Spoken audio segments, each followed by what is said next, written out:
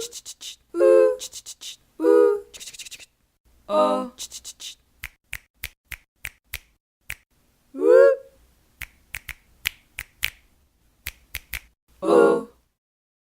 was in a long-term relationship that lasted 7 years, and towards the tail end of that relationship, we started to branch out into being non-monogamous.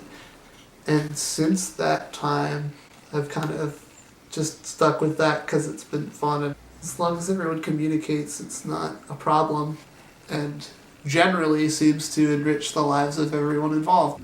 I was single for about 3 years after that, and not really seeing anyone for a while because I was just in severe mental disarray for a few years.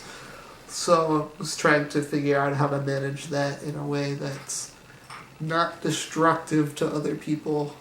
And once I came to terms with being able to do that, I had started dating again. It's just that the tendencies of it make jealousy something that is justified, when I don't necessarily feel like that's a thing that should control someone's thought process and feelings. Like, jealousy stems from insecurity, feeling that you're going to be left behind or just are missing out on an experience.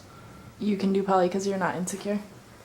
I think now I'm not. I don't think that was always the case. It was an uphill, gradual understanding, having experience from both ends. Like, people can feel strongly about more than one person, and that doesn't detract from any other person.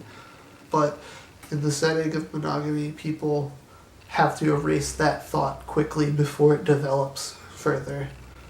And you're free to let that evolve in the setting of polyamory, as long as it's something that's communicated openly and not excluding someone and not making someone feel marginalized. The person that I've been seeing the longest is Michelle, and I would consider her my only primary partner. I think to not recognize that there are people that you hold internally in higher regards than others is dishonest. I think that everyone inherently does that, whether they're willing to admit it or not. But I understand also not outwardly expressing that because it makes people feel marginalized. Also seeing a friend casually named Jessa, that's also openly polyamorous. And then I have another partner that is a recent development because she's not necessarily out to her friends and community around her. I love with my friends. I'm trying to figure out currently how to come out to my parents as poly. I think it would be much more difficult to come out to them as gay. My family has a Catholic background, and that makes that a little bit of a rocky slope. Not any problems that I hadn't experienced with monogamy.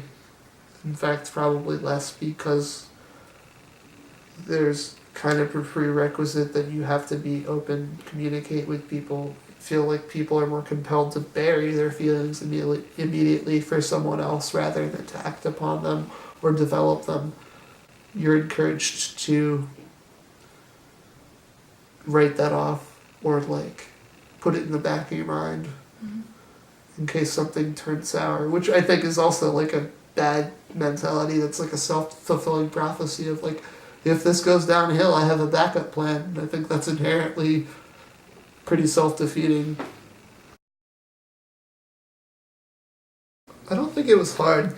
It was weird at first, I'll say. I don't think it was difficult. We're just generally not dissimilar human beings, which is awesome. Like, it turns out people that you would just generally hang out with would fall in love with the same people that you would. It was just like, yeah, that makes perfect sense. Yeah, Michelle has a type. Nerd. Fuck you.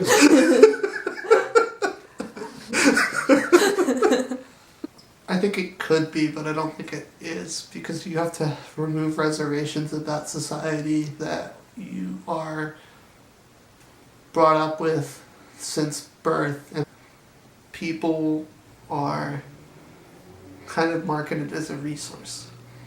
You're talking about possessiveness. Yeah, control dynamics. At the same time, I don't think that monogamous relationships can't work. I think I've been fortunate enough to even witness monogamous relationships that are extremely healthy. And the most obvious thing I could think of is just people generally support each other and are able to openly communicate. Even when they're angry, they can stop and communicate instead of just closing themselves off like a lot of people, because that's a pretty easy defense mechanism. You close yourself off to not feel things, to not get angrier, to not have to deal with your problems. That's a pretty American way of dealing with life. Just hide your problems behind a thin veil.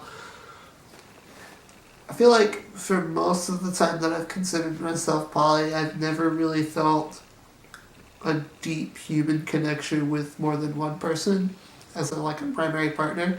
Recently, that feeling has developed with another person. And at first, it felt really weird.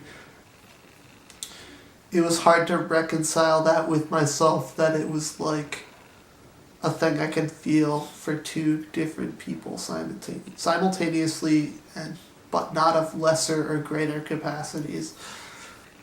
Most of my entire life, I was brought to think that you have that one person. It kind of hit me, blindsided me, and even though I had felt that, it's like second guessing my own feelings. More people that I have sexual relationships with develop out of friendships first. In some ways, kind of like a slow build up to something that you don't necessarily know is going to happen.